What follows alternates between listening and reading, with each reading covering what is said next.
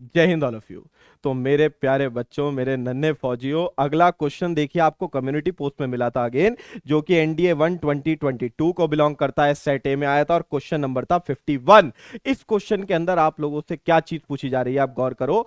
Mass of material पता करना है जिसकी स्पेसिफिक हीट कैपेसिटी 400 जूल होगी और आपने टेम्परेचर 15 डिग्री से 25 डिग्री बढ़ा दिया और टोटल हीट जो इसमें सप्लाई करी वो 20 किलो जूल थी।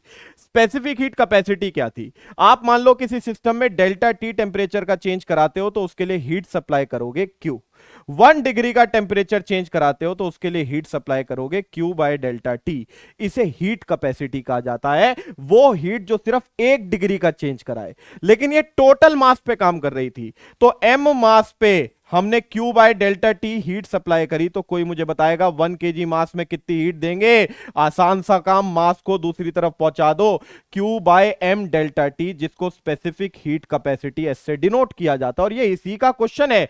आप एम डेल्टा टी को दूसरी तरफ भेज दो, Q equals to M S delta T की रिलेशन आ गई, जिसमें मास निकालना है। Q यानी हीट आपको क्वेश्चन में 20 किलो जूल दे रखी थी हीट रिसीव्ड, और आपको मास किलोग्राम में मिलेगा। स्पेसिफिक हीट 400 जूल, जब आप ये किलो जूल में रख रहे हो तो वो भी किलो जूल में होनी चाहिए। 1000 से डिवाइड कर दो, 0.4 हो गई। और टेम्परेचर का चेंज डेल्टा टी अगर आप निकालोगे 15 से 25 में जाने में 10 डिग्री का चेंज आया, 10 डिग्री का चेंज आया। अब बस मास की कैलकुलेशन करनी है, 5 kg आंसर आ जाएगा मास की कैलकुलेशन करके। ऑप्शन डी मेरे प्यारे बच्चों, देखा हो गया।